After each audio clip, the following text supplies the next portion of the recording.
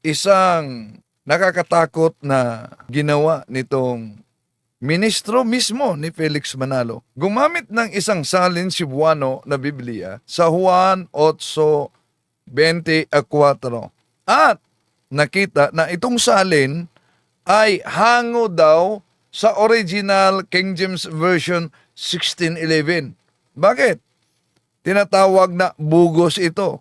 Dahil sa 1611 kasi ang nakasulat sa Juan 8:24, ang sabi ng ating Panginoong Hesus, I said therefore unto you, that ye shall die in your sins. For if ye believe not that I am He shall die in your sins. Ang ginawa ng ministro, gumamit ng bugos Bible para lang patunayan na sa naturang salin, inaamin ni Kristo daw na siya'y tao at hindi Diyos. Ang akong pangutana, simple lang. Pangutanan mo siya nako, mabasa ba litra po litra pinangga na si Kristo dili Diyos? Ano yung pangutana ha? Mabasa ba litra po litra nga si Kristo dili Diyos? Ayaw ko basahin nga tao si Kristo kay duha yung kinaya. Pami mo supa ka na. Ang pangutana, pinangga na igsoon. Simple kayo. Mabasa ba litra po litra sa Biblia na si Kristo dili Diyos? A few moments later. Dinhi sa Juan 8:40 ingon. Karon apan karon na nagpaniguha kamo sa pagpatay kanako. Nga tao nga nagsulti kaninyo sa kamaturan nga akong hingtunggan sa Dios. Kini wala pagbuhatan ni Abraham. Busa miingon ako kaninyo nga mga matay kamo sa inyong mga sala. Kay kung kamo dili man nagpanuo nga ako mao si Kristo, tao o dili Dios, magamatay kamo sa inyong mga sala. Okay. Ngayon, kaugnay dito, sinusuri talaga ang salin ni Kaburnok ng Factbusters, PH. Sagutin natin mga kapatid, ito pong tanong mula sa ating Facebook page, The Beloved Catholic, mula po kay Daryl Capobres Guanzon.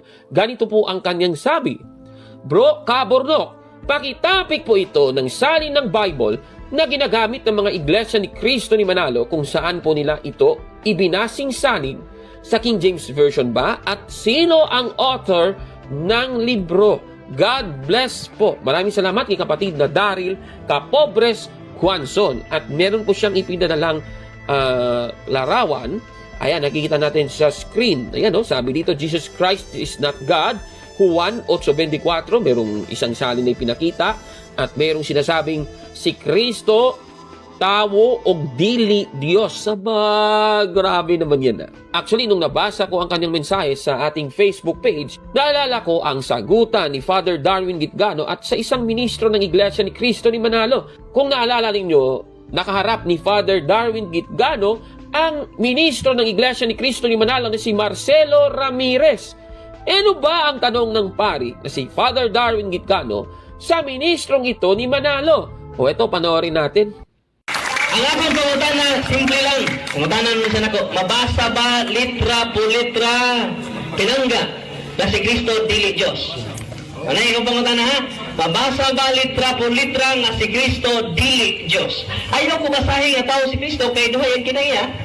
Pami mo supa ka na. Ang pangutana, pinangga na igsoon. Simple kayo. Mabasa ba litra po litra sa Biblia na si Kristo dili Diyos? Okay. Pagkuha ang libro ba?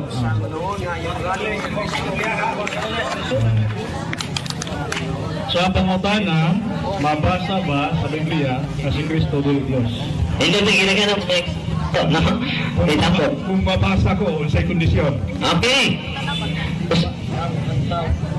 Okay, balik ko na ba? Litra po litra nga si Kristo dili Diyos. Ayaw ko basahin nga si Kristo tao lang. Okay? Kay nito, kay nagpagkatao man siya. Okay, basa. Ipagkapaguha pa. Nasunod pang mutana, ipagkuha pa man, no? Naman tanan na tagulay, no? Ayan, so napansin ninyo, ayon po kay Father Darwin, saan ba mababasa sa Biblia, letra por letra, na sinabi ni Kristo na siya ay hindi Diyos at siya'y tao? Tanong, paano ba sinagot ito ni Marcelo Ramirez, ministro ng Iglesia ni Cristo ni Manalo, na sinabi ni Kristo na siya ay hindi Diyos? Ito, panoorin natin. Yung pangutana, balik kasi mong pangutana, nga mabasa ba sa Biblia nga si Kristo dili Dios. Nagay pulong dili Dios. May problema og nagtao kay panihan tag doktrina nagtuo mi nga si Kristo na tao. Dinhi sa Juan 8:40 ingon. Karon apan karon na nagpaniguha kamo sa pagpatay kadako nga tao nga nagsulti kaninyo sa kamakburan nga akong hingtunggan sa Dios ini wala pagbuhatan ni Abraham. Busa miingon ako kaninyo nga mga matay kamo sa inyong mga sala kay kung kamo dili man nagpanuo nga ako mao si Kristo tao ug dili Dios ug dili Dios ug dili Dios ug dili Dios mga matay kamo sa inyong mga sala. Okay. Basahan to. Ito. Ang sa'y teksto ni Juan? San Juan 8. Sundan, nakakay imo ng version. San Juan 8:40. Okay, basahan na to ha. Ito sundan. Kaya yan dito ipakuha in taon niyang version, right? Ito basahan. Ang San Juan 8:40 ha. Ito sundan ka ka. Lingon ba sa dili sa Diyos? Ang gibuhat, minunsa. Kung saan ang version ni mo? Iglesia ni Cristo version. Yung mga version ba? Kung saan ang version? Kung saan ang version ni mo? Awal lagi. Kung saan ang version na? Ayan, so napanood niyo po ang revelasyong talatang yan ni Marcelo Ramirez na grabe, nakikita ninyo, booking na booking siya doon. Pero sandali, himay-himay natin yung saling yan at yung talatang yan na kanyang ginamit. Anong talata ba mababasa na sinabi ni Kristo na siya ay tao at hindi Diyos?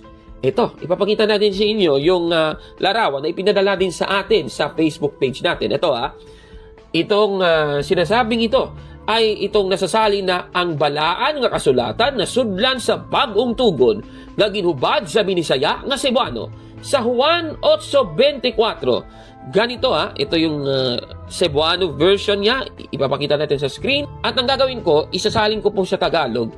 Ganito po ang ating mababasa doon. Sinabi ko nga sa inyo na kayo'y mga mamatay sa inyong mga kasalanan, sapagkat malibang kayo'y magsisampalataya na ako nga ang Kristo, tao at hindi Diyos, ay mga mamatay kayo sa inyong mga kasalanan. O dito, binabanggit daw na si Kristo ay nagsabing siya ay tao at hindi Diyos. Aba, grabe naman ito tanong, may katotohanan ba ang naturang saling ito, mga kapatid? Susurihin natin yan. Puntahan muna natin yung first page daw ng nasabing Biblia. Ayan, nakikita nyo sa screen Kung mapapansin ay ito po ay nasa Cebuano language. So yung gagawin natin ay isasalin natin sa Tagalog. Ang banal na kasulatan nakapaloob sa bagong tipan na isinalin sa Bisaya o Cebuano. Ayan. Okay, so ito yung nakapagtataka. Sa ibaba nito ay meron pong binabanggit. Babasahin natin. Sabi dito, translated out of the original tongues, with the former translations diligently compared and revised and conformable to the edition of 1611, commonly known as the Authorized Version. Ayan. So pansinin na isinalin ito mula sa original na lengguwahe at ikinumpara base po sa Authorized Version ng 1611, mga kapatid. So, sige nga, susuriin na natin isa-isa. Ito bang salin na ito na ipinakita ng ministro ni Manalo na ito kanina, ito po ba ay isang saling totoo o isang bogus na salin? Susuriin natin yan, mga kapatid. Tignan natin ang original na lengguwahe. Ayan, nakikita nyo po sa screen. May binabanggit po dito na, ito, yung sa English kasi, that I am He, o sa Grego, ego eimi. Ayan, nakikita niyo sa screen. Ano na po ba ang sabi ng mga Bible scholars mula po sa original language? Ito pong ego eimi, ano po ba ang kahulugan nito? Pabasahin natin muna itong commentary ng Juan 8:24 sa Pulpit Bible Commentary. Ang sabi dito, ito po palang ego eimi o sa Ingles ay I am, ang sabi, the central focus of the divine revelation to be I am. Napakaliwanag. Ibig sabihin, mga kababayan, ang tinutukoy pala dito, ito pong I am ay tumutukoy sa divine revelation ni Kristo. Ibig sabihin, itong phrase na ego eimi or I am ay tumutukoy sa kaniyang pagka-Diyos. Yan din po ay binabanggit sa versikulo 28 at versikulo 58. At kung mapapansin nyo dyan, nakikita nyo sa screen, meron pong phrase na I am o sa Grego ay ego eimi, mga kapatid. Isa pang Bible commentary ang nagsasabi din sa Vincent Word Studies in the New Testament ang mga salitang ganito. The words are rather the solemn expression of His absolute divine being.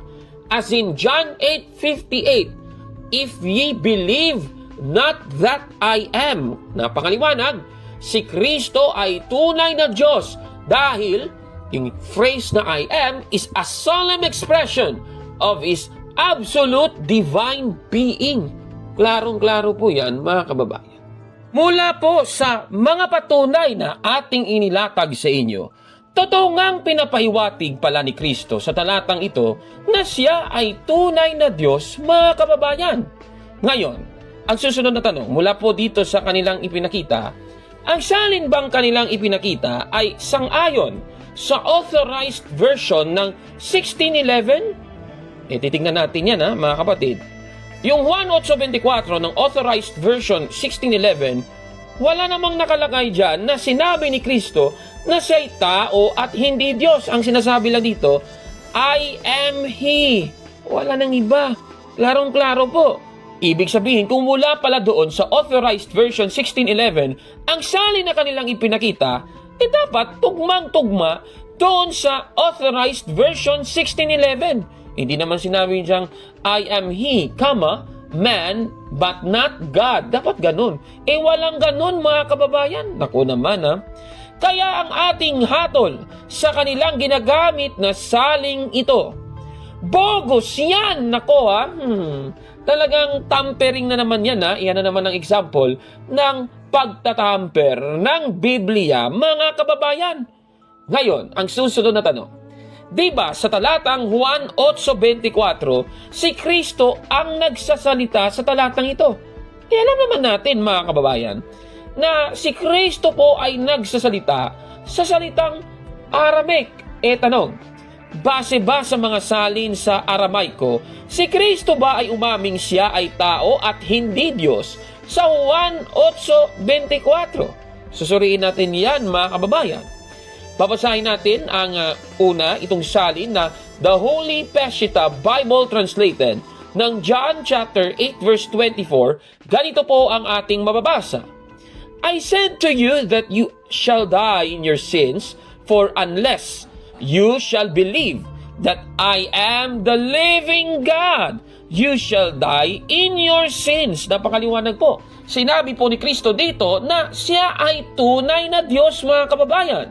O isa pang salin sa Aramaic, ito pong The Aramaic English Interlinear New Testament Bible ng John chapter 8 verse 24. Ganito naman ang sabi, I said to you that you shall die in your sins unless for you shall believe that I am the living God. You shall die in your sins. Klarong-klaro.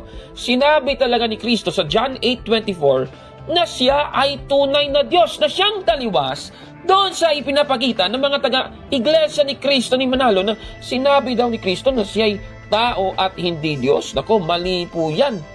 Kaya atin na namang napatunayan na tunay na Diyos ang ating Panginoong Jesucristo sa Juan 8:24, mga kababayan. Kaya sa sinasabing ito ng mga taga-iglesia ni Kristo ni Manalo, actually nakikita ko po itong mga nasabing posts na ito sa social media, fake news po yan. Kaya, busted yan! Mali! Nako Ayan. Busted talaga sila. Imagine, ang salin na Cebuano galing sa 1611 King James Version. At sa 1611 King James Version, imagine, wala naman nakasulat na ako'y tao, hindi Diyos. Ang nakasulat diyan sa 1611, John chapter 8 verse 24, malinaw, I say therefore unto you, that you shall die in your sins. For if ye believe that I am He, ye shall die in your sins. Yun ang nakasulat. Walang kahit anong pahayag, mga kapatid, na ako'y tao, hindi ako Diyos. O anumang mga pakilala ng ating Panginoong Hesus na tao lamang siya. So walang salin sa 1611 King James Version na nagsasabing ako'y tao at hindi Diyos. So ang Juan Kapitulo 8 versikulo 24 na ginagamit nila ay napakatibay. Hindi pagtanggi sa pagka-Diyos ng ating Panginoong Hesus. Ang ginagamit na teksto, tama si Kabornok, bogus. Ibig sabihin, manipulated translation para ipagtanggol ang maring aral nila. Di ba? Palagi nilang ginagamit, mga kapatid, yung Deuteronomio Kapitulo 4, versikulo 2, huwag ninyong bawasan o dagdagan ang salita ng Diyos. Bakit kaya? Binawasan, dinagdagan ang salita ng Diyos. No? So, ano ba yung ginagamit I am? At bakit napakahalaga ito? Alam niyo, mga kapatid, ang salita ng ating Panginoon Jesucristo na I am sa yung binanggit ni Kabornok sa Grego, ego eimi, no? Ito ay direktang tumutukoy sa pangalan mismo ng Diyos sa lumang tipan, lalo na sa Exodo Kapitulo 3, versikulo 14. Sabi ng Diyos, I am that I am. Sa ibang salin, I am who am. So sa Juan Kapitulo 8, 24, na sinabi ng ating Panginoong Hesus, kapag hindi ninyo paniniwalaan na ako nga, I am, mamamatay kayo sa inyong kasalanan. Kung si Jesus ay tao lamang, di ba? Blasphemy yan. Pero tandaan natin, ang Juan 8:58, kung ipagpatuloy natin ang pagbasa sa talatang ginamit nila na minadjik pa, anong mabasa sa Juan 8:58? Di ba sabi ng ating Panginoong Hesus, before Abraham was, I am. So dahil dito, anong nangyari? Yung mga Hudyo pumunot ng bato dahil babatuhin nila ang ating Panginoon Jesucristo sapagkat alam nilang ito'y pag-aangkin ng ating Panginoon Jesucristo sa likas na kalagayan na Diyos, samantalang para sa kanila, siya ay tao lamang. Kaya, saan galing itong ikinakalat ng mga INC na ako'y tao at hindi Diyos? Hindi ito mula sa King James Version 1611, mga kapatid. Lalo nang hindi galing sa Aramaic Bible. Meron tayong Aramaic Bible at hindi galing sa Greek manuscript. Meron tayong Greek manuscript at lalo na sa Latin Vulgate Bible. Iyan ay tinatawag na salin na binabago ang kahulugan upang ipasok ang maling doktrinang imbento lamang ni Felix Manalo na si Jesus ay tao, hindi Diyos. Kaya, kapag ang salin ay wala sa orihinal na teksto, mga kapatid, hindi yan salin. Interpretasyon yan at may agenda iyan para ipagtanggol ang maling aral. So, yung lohikal na tanong sa ginagamit na salin ng INC. Kung sinabi ng ating Panginoong Hesus, ako'y tao, hindi Diyos. Bakit kailangang maniniwala ang mga tao para maligtas? Bakit kailangan maniniwala sa ating Panginoon Jesucristo na tao lang pala siya? Di ba Diyos lang ang makapagligtas? Oo. At ang hindi maniniwala ay mamamatay sa kasalanan. Yon ang malinaw sa teksto. So, tandaan natin, walang ganiyang tao, mga kapatid, na ang sinasabi na makapagligtas. Tanging Diyos lamang ang maaring pagbatayan ng kaligtasan. At kung hindi maniniwala, ay mamamatay talaga. Bakit binabaluktot nila? Halimbawa, Juan 8:40, salitang binabaluktot. Napakalinaw sa Ebanghelyo ni Juan Kapitulo 8:40, malinaw ang sinabi ng ating Panginoong Hesus. Ngunit ngayon, pinagsisikapan ninyo akong patayin, akong isang taong nagsasaysay sa inyo ng katotohanan. Aking narinig mula sa Diyos. Dinagdagan nila, ako'y tao, hindi Diyos. See? Binabaluktot talaga nila, di ba? Kaya mag-ingat sa ganyan, mga kapatid. Dahil isang pagmanipula yan. Pinipilipit. Kapag sinabi ng ating Panginoong Hesus na tao siya, automatikong para sa kanila, hindi siya Diyos. Yun po ay false dichotomy. Sa teolohiyang Kristiyano, ang aral ay si Kristo'y tunay na Diyos at tunay na tao. Hypostatic, yun. So, hindi ang Biblia ang nagsasabing hindi Diyos si Jesus. Yun lang pinipilipit nila, no? Na ang ating Panginoon Jesucristo ay hindi Diyos daw. Lalo na si Shubalde ng INC. Paskil na yung talata 1:8-40. Ngunit ngayoy pinagsisikapan o pinagpipilitan ninyo akong patayin ako na isang taong nagsasalita sa inyo ng katotohanang narinig ko sa Diyos. Marami pang mga gumagamit ng iba't ibang talata. Wala namang problema sa talata. Minsan kasi, mga tol, Tama, walang problema sa talata. Ang problema, yung interpretasyon sa naturang talata. ang hiwaga ng kasulatan sa Bible ay nakatago talaga sa hiwaga. Hindi lahat ng bumabasa nakakaunawa, no? Posibleng ito nabasa nyo pero baka mali kayo ng pagkakaunawa dyan. Kasi Yan. Yung ginamit niya, binasa niya Juan Kapitulo 8, versikulo 40, hiwaga na hindi daw mauunawaan ng lahat ng mga bumabasa. Pero totoo ba yan na ang Juan 8, versikulo 40 ay kaugnay sa hiwaga? Kung basahin natin ang konteksto sa Juan Kapitulo 8:40, napakalinaw. Ang sabi ng ating Panginoong Hesus, ngunit ngayoy pinagsisikapan ninyo akong patayin. Isang taong nagsalita sa inyo ng katotohanan ng aking narinig mula sa Diyos. Hindi ito ginawa ni Abraham. Walang binanggit diyan na hiwaga. Walang pahiwatig diyan na ito'y lihim na kaalaman na nakatago at iilang tao lamang ang pwedeng makaunawa. Diba? Ang Juan Kapitulo 8, versikulo 40, hindi yan hiwaga na nakatago sa piling grupo lang. Ito ay hayag na pahayag mismo, Juan 8:40. May malinaw na konteksto, nauunawaan ng sinumang tapat na nagbabasa sa Biblia. Di ba?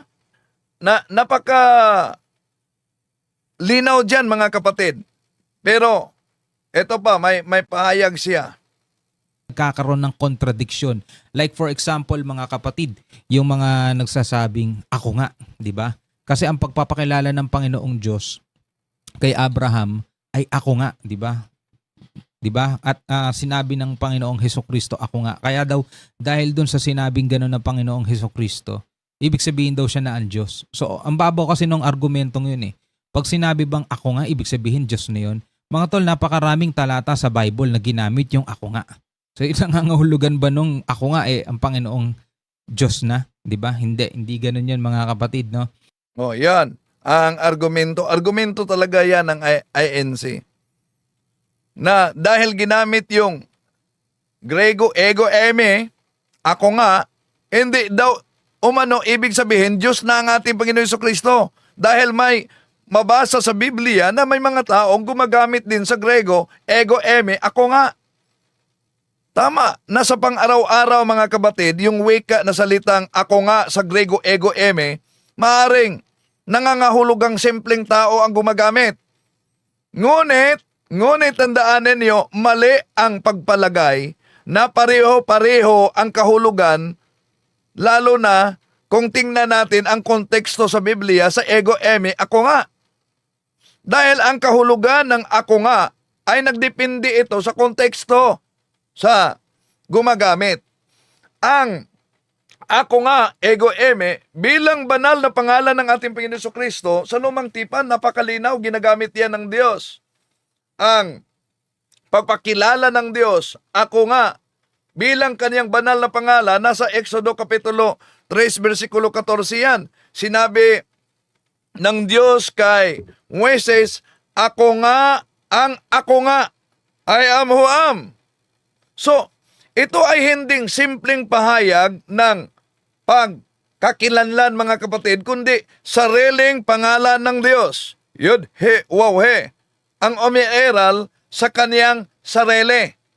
So, bakit espesyal yung ego eme na ginamit ng ating Panginoong Hesus? Ako nga, Juan Kapitulo 8:58. Dahil sinabi ng ating Panginoong Hesus, bago pa si Abraham, ay ako nga, ego eme. So, bakit hindi ito ordinaryong ako ito? Hindi sinabi ng ating Panginoong Hesus, ako ay umiiral noon, di ba? Hindi rin sinabi ng ating Panginoong Hesus, ako ay nilikha bago si Abraham, di ba? Kundi, bago pa si Abraham, ay ako nga, wika na walang simula at walang hanggan, yung ako nga. Kaya nga, kung tingnan ninyo ang reaksyon ng mga Hudyo, agad silang pumulot ng mga bato upang siya batuin. Tingnan niyo ang San Juan Kapitulo 8, versikulo 59. Bakit?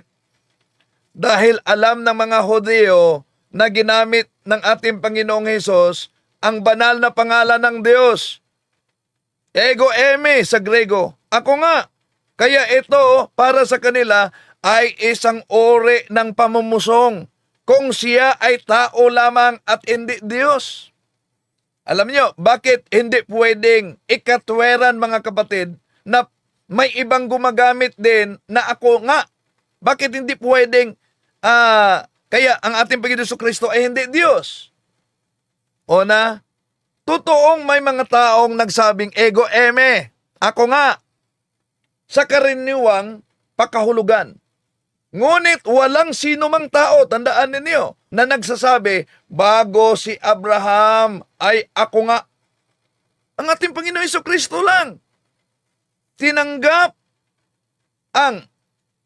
ng ating Panginoon Jesucristo na sisambahin. Nagpatawad siya ng kasalanan. Marcos 2:7. At nag-angkin na siya at ang Ama ay iisa. Juan 10:30. Di ba?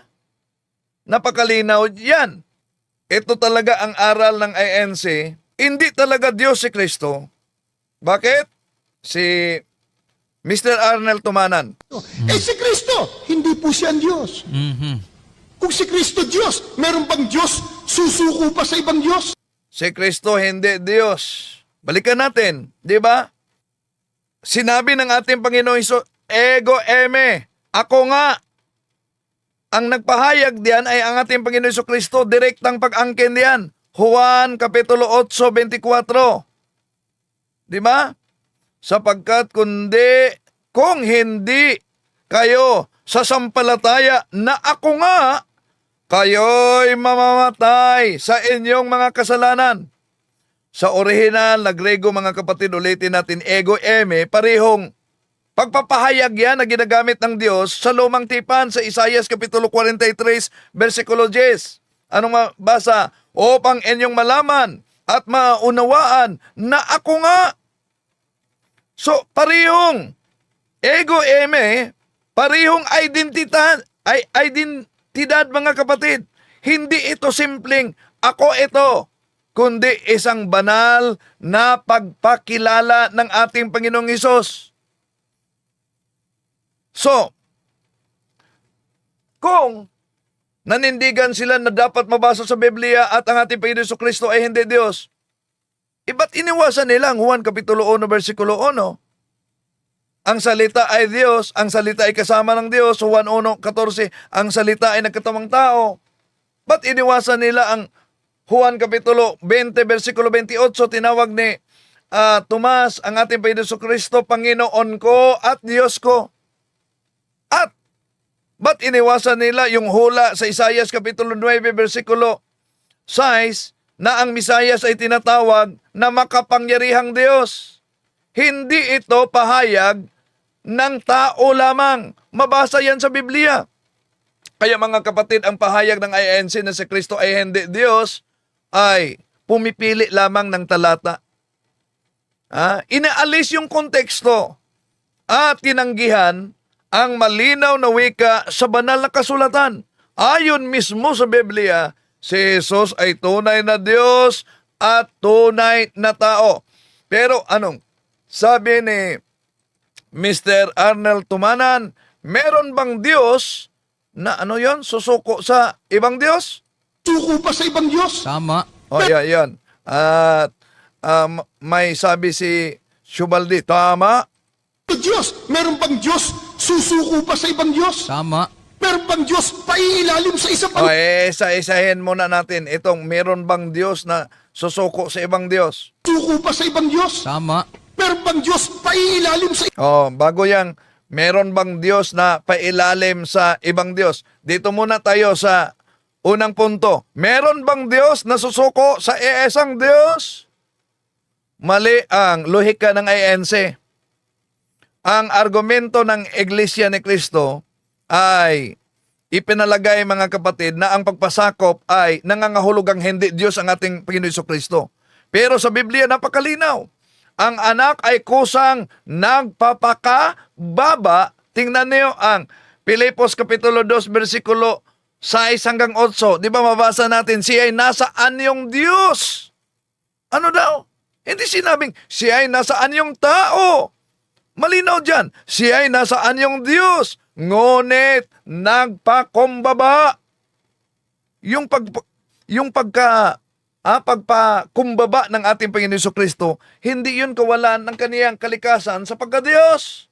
Kung unawain natin ng tama, mga kapatid, ang kalikasan ng ating Panginoon Jesucristo, hindi ito Diyos na natalo ng Diyos, kundi Diyos anak na kusang nagpasakop sa kalooban ng Diyos Ama dahil nagkatawang tao siya para sa kaligtasan. So ang pahayag ng INC na si Kristo ay hindi Diyos, ay una, pinipili talaga nila ang talata, inaalis ang konteksto. Di ba? Sa kasulatan, mga kapatid, para lang tindigan ang aral na itinuturo ni Felix Manalo. Okay, ituloy natin. Ano pa yung sabi niya? Meron bang Diyos paiilalim sa isa pang Diyos? Labag na po yan sa nakasulat sa Biblia. So meron ba daw umanong Diyos na pailalim sa isa pang Diyos? Ang pagpasakop ni Jesus ay hindi dahil mas mababa siyang Diyos, kundi dahil si Jesus ay nagkatawang tao. Balikan niyo, basahin niyo, Pilipos Kapitulo 2, versikulo 6 hanggang 8. Bagamat siya ay nasaan niyong Diyos, hindi niya ipinagpilitan ang pagkakapantay niya sa Diyos. Bagkus, nagpakumbaba siya, naging masunurin hanggang sa kamatayan sa krus. So, bilang tao, tumupad ang ating Panginoon Jesucristo sa kalooban ng Diyos. Bilang Diyos, siya ay kapantay ng Ama sa kalikasan. Juan Kapitulo 10:30, ako at ang Ama ay iisa. So, malinaw ang halimbawa sa Biblia. Ang Ama, totoo, Juan, ginamit nila 14:28, mas dakila sa ating Panginoon Jesucristo. Sinabi ng ating Panginoon Jesucristo, ang Ama ay mas dakila kaysa akin. Ang konteksto diyan, si Jesus ay nasa kalagayang tao. Hindi pagtanggi sa kaniyang likas na kalagayan sa pagkadiyos. Sa kabilang banda mga kapatid, napakalinaw din ang sinabi ng ating Panginoong Hesus, Juan 10:30, ako at ang Ama ay iisa. Kaya, yung lohikal ng INC mga kapatid, mali yung tanong. Ha? Mali yung tanong na, may Diyos ba na nagpapasakop sa kapwa Diyos? Dapat ang tanong, may anak ng Diyos? May anak ng Diyos bang nagpakababa bilang tao at nagpasakop sa Ama habang tinupad ang plano ng kaligtasan? Ang sagot, oo. Mismo ang puso ng Ebanghelyo, napakalinaw yan sa nabasa natin mga kapatid sa Pilipos Kapitulo 2, versikulo 6 hanggang 8. Diba? Hindi yan kayang pinipilipit nila. Yung sinasabi na kung Diyos si Kristo daw, abay, labag na yan sa Biblia. Bakit? Dahil sa Biblia, may iisang Diyos lang. Eto. Sulat sa Biblia. Tama. Sapagkat sa Biblia po. Balik natin. Labag na po yan sa nakasulat sa Biblia. Tama. Sapagkat Diyos, labag na po yan sa nakasulat sa Biblia. Tama. Sapagkat sa Biblia po, mababasa po natin, iisa lamang ang tunay na Diyos. Yan. May segunda mano din si Chubaldi na isang INC. Tama, di ba? Tama. Tama naman talaga na may iisang tunay na Diyos. At hindi nangangahulugan na dahil may iisang tunay na Diyos, wala tayong mabasa sa Biblia na ang Diyos na tunay, na iisang Diyos ay merong iisa lamang persona. Wala tayong mabasa diyan, di ba? Ang itinuturo sa Biblia ay iisang Diyos sa kalikasan, ngunit binanggit diyan na may tatlong persona. Binanggit sa Biblia. Ano ba talaga ang sinasabi sa Biblia? Totoo. Wala tayong tutol na may iisang Diyos kahit pa sa lumang tipan. Deuteronomio Kapitulo 6 versikulo 4, Shema Israel, Yahweh Elohe, Yahweh Echad. Makinig ka Israel. Ang Panginoon nating Diyos ay iisang Panginoon. So walang Kristiyanong tumututol sa Deuteronomio Kapitulo 6 versikulo 4. Ang tanong, paano niya inihayag ang kanyang sarili nitong iisang Diyos ay iisang Panginoon? Shema Israel, Yahweh Elohe, Yahweh Echad. Si Jesus tinatawag sa Biblia Diyos. Juan 1:1, Juan 1:14, Juan Kapitulo 20, versikulo 28, Panginoon ko at Diyos ko. Tito Kapitulo 2, versikulo 13, dakilang Diyos at tagapagligtas nating si Jesucristo. So kung bawal magkaroon ng higit sa isang persona, ang iisang Diyos, kahit tahasang tinatawag si Jesus sa Biblia na Diyos, bakit tinatawag siya na Diyos? Kahit ang Ama, Hebreo 1:8, tinatawag siya na Diyos. Pero hindi ito tatlong Diyos, kundi isang Diyos sa persona. Yun ang mahirap nila unawain. Dahil para bang di nila talaga maunawaan na ang pagka-Diyos kung ano siya. Ang persona kung sino siya. Halimbawa, sinagot natin dito si Mr. Arnel Tumanan at ang video din ni Shubaldi na isang INC, di ba? At ako ang nagsagot. So dito makita ninyo tatlong magkaibang persona. Si Mr. Tumanan, hindi ako. Si Subalde, hindi si Tumanan. Ako, hindi si Tumanan, hindi din si Subalde, di ba? Pero, kahit tatlo, iisa sa likas sa pagkatao na may katawan at may kaluluwa. Yun ang di nila maunawaan, mga kapatid. No? Kaya, ang resulta nila, kung Diyos si Kristo, ay, Diyos po, ang Ama, and then, dalawa na ang Diyos, kung Diyos ang Espiritu Santo, tatlo na ang Diyos. Hindi tatlong Diyos, kundi iisa lang Diyos. Kung tingnan natin ang 1 John chapter 5 verse 7, for there are three that be record in heaven, the Father, the Holy Ghost, and the Father, the Word, and the Holy Ghost, and these three are one. Napakalinaw, mga kapatid. And these three are one. Hindi sinabi, and these three are three.